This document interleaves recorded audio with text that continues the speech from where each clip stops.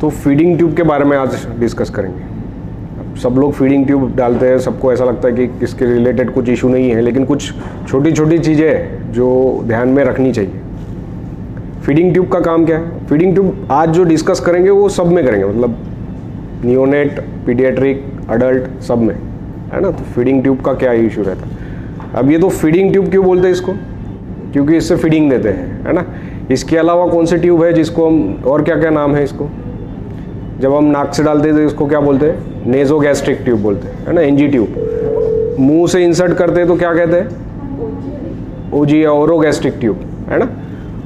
और कुछ ऐसे मोटे ट्यूब्स होते हैं जो अडल्ट में यूज़ करते हैं, जिसके आगे में 2 स्टील बॉल्स होते हैं, है ना, तो उसको क्या बोलते हैं? राइल्स ट्यूब, है ना। तो सबका काम एक ही है, ये इसको हमको स्टमक के अंदर डालना है ना। फिर उसको आप फीडिंग ट्यूब बोलो, नेजोगैस्ट्रिक ट्यूब बोलो, ओरोगैस्ट्रिक ट्यूब बोलो, या फिर राइल्स ट्यूब बोलो। इसका काम क्या है कि इसको पेट के अंदर आपको डालना है। तो कब डालना है, क्या इंडिकेशंस है इसके? सबसे पहले जैसे नाम है फीडिंग ट्यूब, तो बच्चे को अगर फीडिंग ट्यूब देना है, फीडिंग कब कब दोगे इससे? अगर बच्चा प्रीमैच्योर है ना, और ओरली ले नहीं सकता, सॉलो नहीं कर सकता, तो उसमें फीडिंग ट्यूब डाल के देंगे। अगर कोई पेशेंट अनकॉन्शियस है, CNS वाइज है, कोमेटोज है, एंसेफेलोपैथी में है, उसको मुंह से नहीं दे सकते, आप मुंह से देने के लिए जाओगे तो उसको एस्पिरेट कर लेगा वो, है ना। तो ऐसे कंडीशन में आप नेजोगैस्ट्रिक ट्यूब या ओरोगैस्ट्रिक ट्यूब डाल के उसको फीडिंग दे सकते हैं। तीसरा, अगर किसी को सॉलोइंग में प्रॉब्लम है, अपने पास कुछ बच्चे थे ओरली ले नहीं पाते थे, ओरली देने के लिए जाओ तो उनको ठसका आता था, क्योंकि कुछ पोर्शन उसका लंग्स में वो एस्पिरेट करते थे। तो ऐसे कंडीशन में हम इसको देते हैं। जैसे आपकी क्लेफ्ट लिप क्लेफ्ट पैलेट का बच्चा है, जो इसको मुंह से देने की कोशिश करो तो वो एस्पिरेट कर रहा है, तो ऐसे कंडीशन में एक देना है, फीडिंग दे सकते हैं इसमें। और क्या यूज़ है इसका? दूसरा यूज़ है इसको डिकम्प्रेस करना है, अगर स्टमक को डिकम्प्रेस करना है तो। जैसे इंटेस्टिनल ऑब्स्ट्रक्शन का बच्चा है और पेरिस्टालसिस नहीं हो पा रहा है, तो जो भी गैस्ट्रिक जूसेस है, इंटेस्टाइन के जूसेस है, वो सब कलेक्ट हो जाते हैं, बाइल कलेक्ट हो जाता है। अगर आपने उसको एस्पिरेट नहीं किया तो बच्चा बोलो या अडल्ट बोलो, वो वोमिट करेगा और उसको एस्पिरेट कर लेगा। तो उसको कम करने के लिए, डिकम्प्रेस करने के लिए ये फीडिंग ट्यूब हम डाल देते हैं। फीडिंग ट्यूब बोलो या राइल्स ट्यूब बोलो, और उसके अंदर का जो भी उसका गैस्ट्रिक फ्लूइड है उसको एस्पिरेट करते रहना है ना। दूसरा, कोई पेशेंट अगर वेंटिलेटर पे है या फिर बाईपैप पे है, CPAP पे है, तो थोड़ी सी हवा लीक होके पेट में चली जाती है, और पेट में जाने के बाद में वो डायफ्राम को ऊपर में पुश कर देती है। अगर वो डायफ्राम को ऊपर में पुश करेगी तो क्या होगा? बच्चे को सांस लेने में दिक्कत होगी। तो बहुत बार जब स्टमक डिस्टेंड हो जाता तो बच्चे को सांस लेने में दिक्कत होती है। तो क्या करना है, इसको ट्यूब को स्टमक में डालना है और ये एंड को ओपन रखना है। तो जो भी उसके अंदर का सिक्रीशंस है या फिर जो भी हवा अंदर जा रही है वो इसमें से बाहर आ जाएगी। तो इसका काम फीडिंग देने के लिए और डिकम्प्रेस करने के लिए। और कोई यूज़ है कि इसका? अगर कोई बच्चे ने समझो कुछ खा लिया, गलती से उसने रैट पॉइजन खा लिया है, या फिर कोई चीज़ ऐसी पॉइजनस चीज़ है जो बच्चे ने खा ली, अडल्ट मेडिसिन्स खा ली है। बहुत बार होता है BP की दवाइयाँ घर में पड़ी रहती, थायराइड की पड़ी रहती, बच्चे ने खा लिया और तुरंत अपने पास में आया आधे घंटे के अंदर, तो ये ट्यूब डाल के इसमें अंदर से हम सलाइन डाल सकते हैं और वापस उसको एस्पिरेट कर सकते हैं। इसको हम बोलते हैं स्टमक वॉश देना, है ना। बहुत बार बच्चे को अगर हल्का सा थोड़ा बहुत ब्लीडिंग हुआ है तो उसको भी हम स्टमक वॉश देते हैं। तो स्टमक वॉश का काम क्या है? जो भी स्टमक के अंदर का कंटेंट है उसको बाहर निकालना। अगर वो ब्लड है तो ब्लड को बाहर निकालेंगे, या फिर किसी कारण से बच्चे ने कुछ सॉलो कर लिया है तो उसको बाहर निकालेंगे। बहुत बार फीडिंग इंटॉलरेंस के बच्चे को भी हम देते हैं, स्टमक वॉश देते हैं, क्योंकि बहुत बार एमनियोटिक फ्लूइड जो बच्चा पैदा होने के बाद में ले लेता है पेट के अंदर, उसके कारण उसको हल्का वॉमिटिंग होता है, जिसको हम एमनियोटिक फ्लूइड गैस्ट्राइटिस भी बोलते हैं। उसमें भी हम स्टमक वॉश अगर देते हैं तो बच्चा इंप्रूव हो जाता है। कभी कभी बड़े बच्चों में, अडल्ट में अगर पेट से ब्लड आ रहा है, थोड़ा थोड़ा ब्लड आ रहा है, तो कोल्ड सलाइन वॉश भी देते हैं इससे, है ना। क्या करते, थोड़ा सा सलाइन वाटर लेते जो कि ठंडा हो, कोल्ड हो, और वो कोल्ड सलाइन को पेट के अंदर डाल के थोड़ी देर रुकते हैं और फिर उसको एस्पिरेट कर लेते हैं। अब कोल्ड सलाइन होने के कारण वो वॉसोकंस्ट्रिक्शन करता है, जिसके कारण पेट के अंदर होने वाली ब्लीडिंग रुकने के चांसेस रहते हैं, है ना। वॉसोकंस्ट्रिक्शन मतलब जो नसें हैं पेट की वो कॉन्ट्रैक्ट हो जाती है, सिकुड़ जाती है, जिससे ब्लीडिंग रुकने के चांसेस होते हैं। यूज़ हर न्यूबॉर्न को पैदा होने के बाद में फीडिंग ट्यूब डालना ज़रूरी है। क्यों? क्योंकि अगर फीडिंग ट्यूब अंदर नहीं गई तो ऐसा हो सकता है कि उसको ईसोफेजियल अट्रेजिया हो, है ना, उसका ईसोफेजियल जो फूड पाइप है वो बना ही ना हो, और उसको डायग्नोस करने का ये एक अपॉर्चुनिटी रहता है। तो हर बच्चा जो भी डिलीवर होता है, नॉर्मल डिलीवरी हो, सीजर हो, हम उसको फीडिंग ट्यूब डाल के देखते हैं कि ये बराबर से जा रही है नहीं। अगर बराबर से जा रही है मतलब उसका ईसोफेगस ठीक से बना है।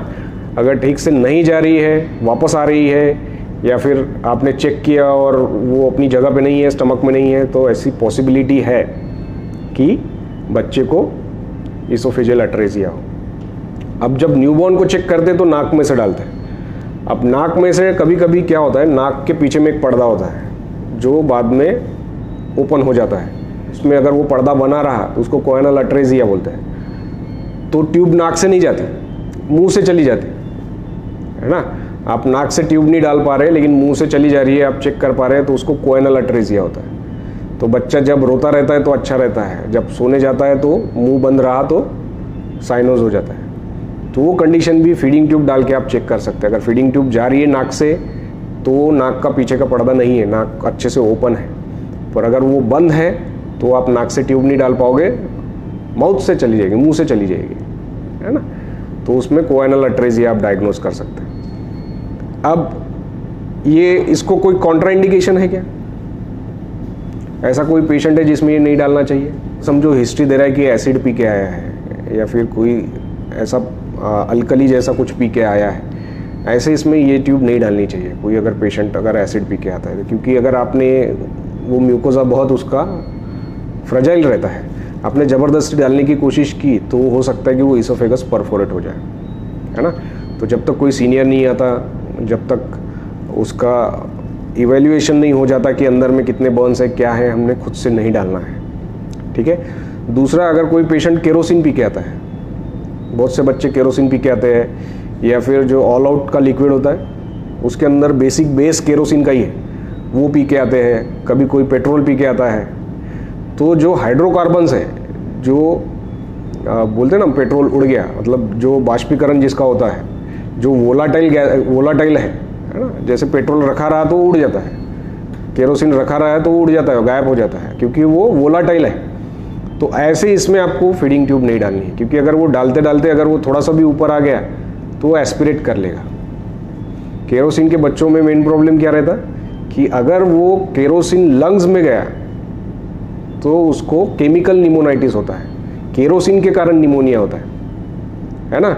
वो पीने से जितनी तकलीफ नहीं होती उतना वो केरोसिन लंग्स में जाने के कारण तकलीफ करता है। तो इसलिए जो भी बच्चा सस्पेक्टेड केरोसिन पॉइजनिंग है या फिर हाइड्रोकार्बन्स लेके आए पेट्रोल या फिर ऐसा ऑल आउट जैसा, तो उसमें बिना पूछे स्टमक वॉश नहीं देना है और फीडिंग ट्यूब नहीं डालना है। आप फीडिंग ट्यूब अगर स्टमक वॉश नहीं भी दिया और फीडिंग ट्यूब भी डाला तो बहुत बार उसके कारण भी वॉमिटिंग हो सकती है, ठीक है। और जैसे पेशेंट किसी को इंट्यूबेट करना है, बहुत बार पेशेंट इंट्यूबेट करने के पहले बैगन मास देते हैं और हम बोलते हैं कि तुरंत इसको फीडिंग ट्यूब डाल के सब एस्पिरेट कर लो। क्यों? क्योंकि इंट्यूबेट करते वक्त बहुत बार बच्चा वॉमिट कर देता है। जैसे ही आप उसको पीछे में डालते हैं उसका gag reflex, vomiting reflex activate होता है और वो सब कुछ वॉमिट कर देता है, और जो भी पेट के अंदर का कंटेंट है एस्पिरेट कर लेता है। बहुत बार ब्लीडिंग रहता है, बहुत सारी चीज़ें रहती है, खाना खाया रहता है बच्चे ने या फिर कोई और चीज़ रहती है, वो सब एस्पिरेट कर लेता है। तो इंट्यूबेशन के पहले अगर आप बैगन मास कर रहे हैं तो साइड बाय साइड कोशिश करना है कि फीडिंग ट्यूब डाल के सब एस्पिरेट कर लेना है, समझा। तो ये फीडिंग ट्यूब के बहुत सारे उपयोग है, इसके बहुत सारे ये है। अब कौन से नंबर की ट्यूब किसको डालने का, इसके कैसे साइज़ आते हैं? सबसे छोटा साइज़ कौन सा है? 5 नंबर का, है ना। तो जो प्रीमैच्योर बेबीज़ है उनमें 5 नंबर की ट्यूब डालना है। थोड़े बड़े बच्चों में आप 6 नंबर की ट्यूब डाल सकते हैं। जिसका वेट 2.5-3 किलो का अच्छा है, आपको लगता है कि नहीं अच्छा हेल्दी बेबी दिख रहा है, उसमें आप 7 नंबर की भी डाल सकते हैं। तो ऐसा नहीं है कि बड़े बच्चे में 5 नंबर की नहीं डाल सकते, लेकिन अगर डालेंगे तो उसको ब्लॉक होने के चांसेस ज़्यादा रहेंगे, है ना। तो अगर बड़े बच्चों में अगर बड़े साइज़ की डाल सके तो कभी भी बेहतर है। दूसरा, अगर किसी पेशेंट को GI ब्लीड है, 5 नंबर का ट्यूब आपने डाल के रखा है तो वो जल्दी ब्लॉक हो जाएगा। तो अगर डाल सकते हैं तो बड़े नंबर का ट्यूब डालना है, 7 नंबर का, है ना, या फिर 8 नंबर का भी आता है। कभी कभी 4-5 किलो का बच्चा रहा तो हमको ऊपर से 10 नंबर, 11 नंबर, 12 नंबर, 14 नंबर तक के भी। तो इस तरीके से आप पेशेंट के साइज़ के हिसाब से और आपको क्या काम करना है वो फीडिंग ट्यूब का, उसके हिसाब से डिसाइड करना है। अगर कोई बताता है कि टैबलेट खा के आया है तो 6 नंबर की इससे स्टमक वॉश देंगे क्या? नहीं, वो बच्चे में आपको बड़ी ट्यूब डालना पड़ेगा ताकि जो भी पार्टिकल्स होंगे पेट के अंदर वो भी बाहर निकले, जो भी ब्लड क्लॉट्स होंगे वो भी बाहर निकले, है ना। तो जो काम करना है उसके हिसाब से आपको ट्यूब करना है। अब ये ट्यूब कैसे पता चलेगा कितने नंबर की है? एक तो इसके रैपर के ऊपर लिखा रहता है कितने नंबर की है, 5 नंबर की लिखी है यहाँ पे, तो एक तो इसका नंबर रहता है। दूसरा, इसके देख के पता चलता क्या, इसके ऊपर भी लिखा रहता कितने नंबर की ट्यूब है ना। और इसका कलर कोड रहता, ये कलर कोड के हिसाब से आपको पता चलता है कि कौन से नंबर की ट्यूब है। जैसे ग्रीन कलर की है तो मेरे को पता है 6 नंबर की। बहुत बार हड़बड़ी में इंट्यूबेशन इसमें अगर अपने रहा तो ये कलर देख के भी समझ में आता है, जो हमेशा काम करते हैं उनको पता होता है। जैसे ये 5 नंबर की ट्यूब है तो ये लाइट ब्लैक कलर की रहेगी या ग्रे कलर की रहेगी, है ना। और उस हिसाब से जैसे जैसे नंबर चेंज होगा वैसे वैसे कलर भी चेंज होता है। जैसे ये ब्लैक कलर की बड़ी ट्यूब ये 10 नंबर की है और ये ब्लू कलर की कितने नंबर की है? 8 नंबर की, है ना। तो कलर के हिसाब से भी आप कौन से नंबर की ट्यूब है वो आइडेंटिफाई कर सकते हैं। अब इसको डालना कैसा है फीडिंग ट्यूब? तो जो बड़े बच्चे उसको आप सिटिंग पोजीशन में भी डाल सकते हैं, कोऑपरेट करता है, अडल्ट है, ये है। न्यूबॉर्न और इन्फेंट में आपको लाइन डाउन पोजीशन में डालना है। तो मेजर कैसे करोगे? तो नोज से लेके, टिप ऑफ द नोज से लेके ईयर लोब्यूल तक, और ईयर लोब्यूल से फिर मिडवे बिटवीन अम्बिलिकस एंड ज़िपिस्टर्नम, है ना। ज़िपिस्टर्नम है अम्बिलिकस है, इसके बीच तक के आपको गिनना है।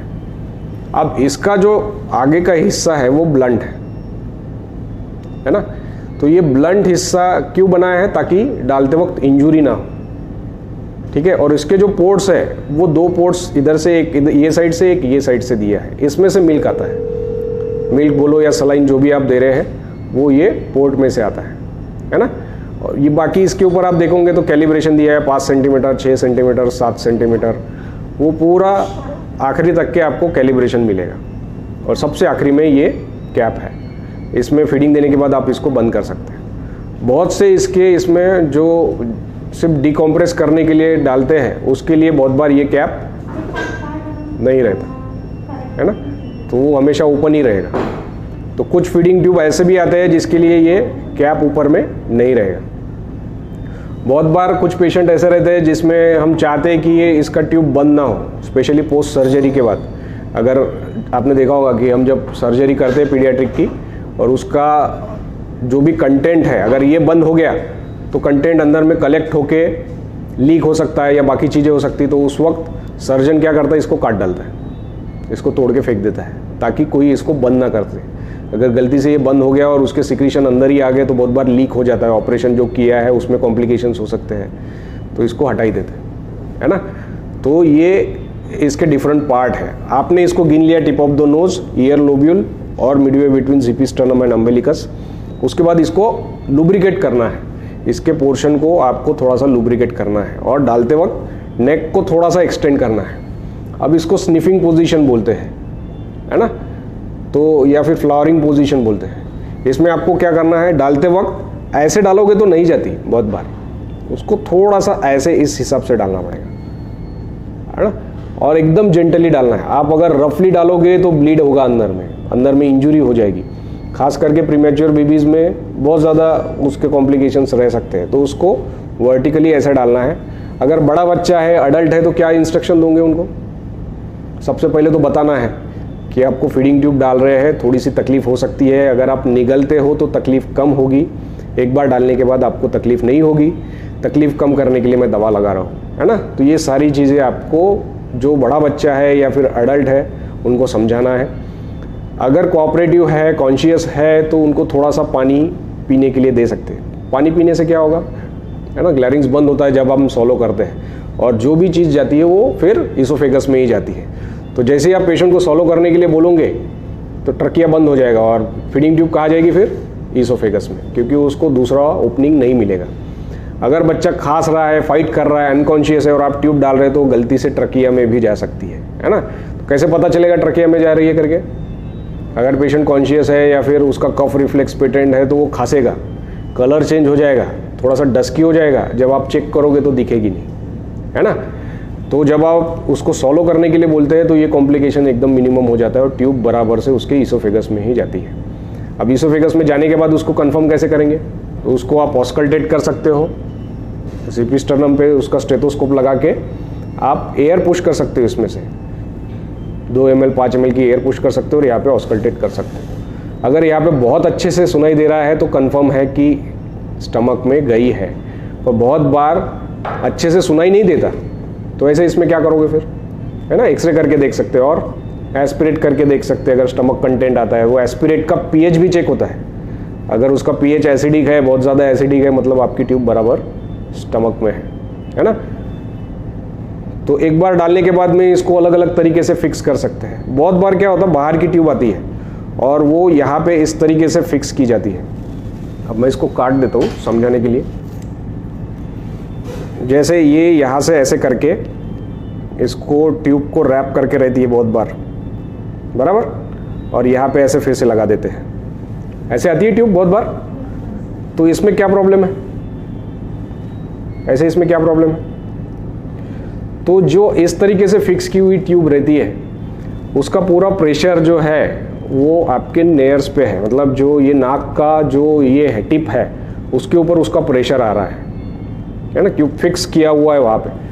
तो जो बेबी का टेम्परेचर कम है या फिर जिसका ब्लड सर्कुलेशन कम है, जिसका बीपी कम है, उसके नाक को ब्लड सप्लाई कम रहता है, समझे। और ये अगर उस पर कॉन्स्टेंटली दबा रहे तो वो कट जाता है। हमने बहुत से ऐसे बच्चे देखे हैं जिनकी नाक का पोर्शन कट गया। क्यों? क्योंकि ये ट्यूब थोड़ा सा ज़्यादा टाइट हो गया और उसका ब्लड प्रेशर कम रहता है। तो ऐसे इसमें आपको इस तरीके से फिक्स नहीं करना है, ठीक है। फिक्स करने का क्या तरीका है फिर? उसको अलग अलग तरीके से आप फिक्स कर सकते हैं कि अगर यहाँ तक के आपने ट्यूब डाली हुई है इस तरीके से, है ना, तो इसको आप यहाँ से ऐसे करके एक पोर्शन चला जाएगा नाक के ऊपर से और एक पोर्शन चला जाएगा आपका होठ के ऊपर से, इस तरीके से, ठीक है। और यहाँ पे एक केयर लेना है कि नोज ओपन रहना चाहिए, ठीक है। तो इस तरीके से ये अच्छे से फिक्स हो जाती है। ये ऊपर पे जाएगा, ये भी नाक नोस्ट्रिल ओपन है, ये भी नोस्ट्रिल जहाँ तक ट्यूब गई है वो पोर्शन छोड़ के बाकी सब ओपन है, और दूसरा पोर्शन अपर नोज के ऊपर से इस तरीके से आप फिक्स कर सकते हैं। तो इसमें क्या होता है, ये अच्छे से फिक्स हो जाती है, दूसरा कहीं पे इंजरी नहीं करती। जो बहुत प्रीमैच्योर बेबीज है उसको ट्यूब फिक्स करने के पहले ही आपको यहाँ पे टेगाडम लगाना चाहिए। टेगाडम लगाने से क्या होगा कि वो उसका जो फेस है वो स्टिकिंग निकालते वक्त ख़राब नहीं होगा, नहीं तो बहुत बार स्टिकिंग निकालते वक्त भी इंजरी हो जाती है। जैसे समझो ये ट्यूब यहाँ तक के डाली हुई है इस तरीके से, है ना, तो ये इसको यहाँ पे नाक के ऊपर लगा सकते हैं, और जो ये आगे का पोर्शन है इसको आप इस तरीके से ट्यूब के ऊपर रैप कर सकते हैं। इससे भी नाक के ऊपर प्रेशर नहीं आता। बस ध्यान क्या रखना है कि नोस्ट्रिल्स ओपन रहे, नोस्ट्रिल्स को क्लोज नहीं करना है। इस तरीके से इसको अगर ओपन रखेंगे तो बच्चा सांस भी ले सकेगा और आपकी ट्यूब भी फिक्स हो जाएगी और नाक के ऊपर प्रेशर भी नहीं आएगा, है ना। तो यहाँ से आपने ये कर लिया और ये जो सामने का पोर्शन है इसको ट्यूब के ऊपर फिक्स कर दिया, ठीक है। अब ओरली डाली हुई कैसे फिक्स करते हैं? यहाँ पे टेगाडम लगा देना है सबसे पहले, यहाँ से यहाँ पे, और यहाँ से ऐसा लेने के बाद इसको आप इस तरीके से रोटेट करके इस तरीके से लगा सकते हैं, ठीक है। तो ये सिक्योर होगी, फिर यहाँ से नहीं निकलेगी। जिस भी लेवल पे आपने फिक्स किया है उसको आपको आपके नोट्स में मेंशन करना है ना। बहुत से इसमें अगर बाकी कोई इंडिकेशन नहीं है, बाकी चीज़ें ठीक है, तो आप इसमें एक मार्क भी बना सकते हैं। जो लेवल पे आप उसको फिक्स कर रहे हैं वो लेवल का मार्क के ऊपर आप मार्क कर सकते हैं मार्कर पेन से।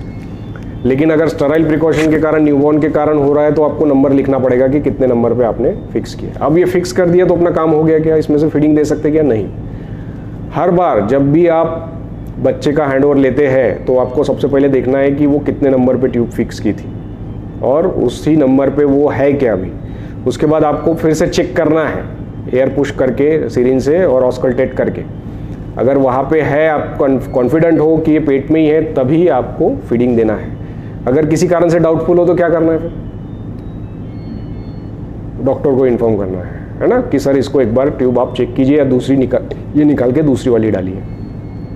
जब भी कन्फ्यूजन हो, मिल्क नहीं देना है। क्यों? क्योंकि अगर वो चेस्ट में है और आपने मिल्क दे दिया तो बच्चा एस्पिरेशन निमोनिया में चला जाएगा। ठीक है। दूसरा, अगर वो इसोफेगस में है, पेट में नहीं है, तो भी एस्पिरेशन के चांसेस है। ठीक है। अगर ट्यूब ज़्यादा अंदर चली गई तो क्या होगा? हो सकता है वो डिओडिनम में चली जाए और वहाँ से येलोइश ग्रीनिश एस्पिरेट आए और हमको ऐसा लगेगा कि बच्चा फीड टॉलरेट नहीं कर रहा है ना।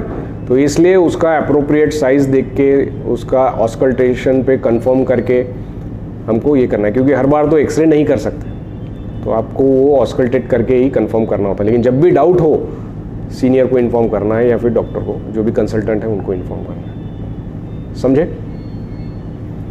और क्या कॉम्प्लिकेशन हो सकती है इसके? एक तो मैंने बताया कि नाक का इंजरी हो सकता है, चेहरे के ऊपर इंजरी हो सकता है, अगर ऊपर है तो एस्पिरेट हो सकता है, ट्रकिया में चली गई तो डिस्ट्रेस हो सकता है, कफिंग आ सकता है, ज़्यादा अंदर चली जाए, डिओडिनम में चली जाए तो येलोइश एस्पिरेट आ सकता है। और क्या प्रॉब्लम हो सकता है? बहुत बार ये ब्लॉक हो जाती है तो आपको चेंज करना होता है। बहुत बार अंदर में कॉइल हो जाती है ना, तो वो भी आपको ध्यान रखना होता है। ठीक है। हम कहाँ क्या यूज़ करते हैं इसको? सक्शन के लिए एज अ सक्शन कैथेटर आप यूज़ कर सकते हैं, क्योंकि ब्लंट एंड है तो इंजरी नहीं होती। दूसरा, आप रेक्टल एग्जामिनेशन कर सकते हो। न्यूबॉर्न हुआ है, जो फीडिंग ट्यूब आपने ऊपर से जाके देख ली कि हाँ कंफर्म है, इसोफेगस अच्छा बना है, वही रेक्टमली पर रेक्टमली एकदम स्लोली डाल के आप देख सकते हो कि मेकोनियम लग के आता है। कि अगर मेकोनियम लग के आया मतलब एनल पेटेंट है ना, मतलब नीचे का जो एनस है वो अच्छे से बना है। बहुत बार अगर ट्यूब नहीं जा रही है तो वो एनल स्टेनोसिस भी रह सकता है ना, हो सकता है उसका एनस अच्छे से नहीं बना हो। ऐसा ज़रूरी नहीं कि हर बार मेकोनियम लग के ही है। अगर 5 सेंटीमीटर 6 सेंटीमीटर ट्यूब अच्छे से अंदर चली गई इजीली, तो हो सकता है कि मेकोनियम ना हो लेकिन एनस पेटेंट हो। इसको कभी भी ज़ोर से नहीं करना है, और अगर नहीं जा रही है तो ज़बरदस्ती नहीं डालना है ना। छोटे नंबर की 5 नंबर की ट्यूब लुब्रिकेट करके स्लोली जेंटली रोटेट करके एनल पेटेंसी चेक की जा सकती है। फिर अम्बिलिकल कैथेटर करके यूज़ कर सकते हैं। अम्बिलिकल कैथेटर के लिए ये आइडियल नहीं है, क्योंकि इसका ब्लंट एंड है ना। हमने देखा कि आगे का हिस्सा ब्लंट है और उसके 1 सेंटीमीटर के बाद में पहला ओपनिंग है, तो वो जो 1 सेंटीमीटर का पोर्शन है उसमें ब्लड क्लॉट जमा रहता है, जो इन्फेक्शन बढ़ाने के चांसेस रहते हैं। इसलिए अगर जहाँ तक पॉसिबल हो, हमको अम्बिलिकल जो कैथेटर आता है स्पेशली वही यूज़ करना चाहिए। इमरजेंसी में अगर पेशेंट सिक है और अपने पास कुछ चीज़ें अवेलेबल नहीं है तो तुरंत के लिए आप फीडिंग ट्यूब डेफिनेटली डाल सकते हैं। लेकिन जैसे ही पेशेंट मैनेज हो जाए, आइदर आप अम्बिलिकल कैथेटर डालिए या फिर दूसरा वेनस असेस ले लीजिए ना, IV लाइन डाल के जिस हिसाब से कर सकते हैं। और क्या यूज़ है इसका? यूरिनरी कैथेटर करके यूज़ कर सकते हैं, लेकिन बहुत ही न्यूबॉर्न इसमें कर सकते हैं। 5 नंबर की फीडिंग ट्यूब लुब्रिकेट करके अच्छे से स्लोली जेंटली डालना चाहिए, है ना। अदरवाइज़ ये अच्छा ऑप्शन नहीं है कैथेटर डालने के लिए। जब भी पॉसिबल हो फोलिस कैथेटर डालना चाहिए, लेकिन इतने छोटे बच्चों के लिए फोलिस कैथेटर नहीं आता, इसलिए हम फीडिंग ट्यूब जेंटली लुब्रिकेट करके सॉफ्ट फीडिंग ट्यूब डाल सकते हैं। और रेक्टल वॉशेस दे सकते हैं, है ना। जैसे रेक्टल पेटेंसी देख सकते हैं वैसे ही इसको नीचे डाल के रेक्टल वॉशेस भी दे सकते हैं। और हमने देखा कि सर्फेक्टेंट डालने के लिए भी हम इसका यूज़ कर सकते हैं, है ना। तो ये सारी चीज़ें फीडिंग के अलावा ये ट्यूब का हम यूज़ कर सकते हैं।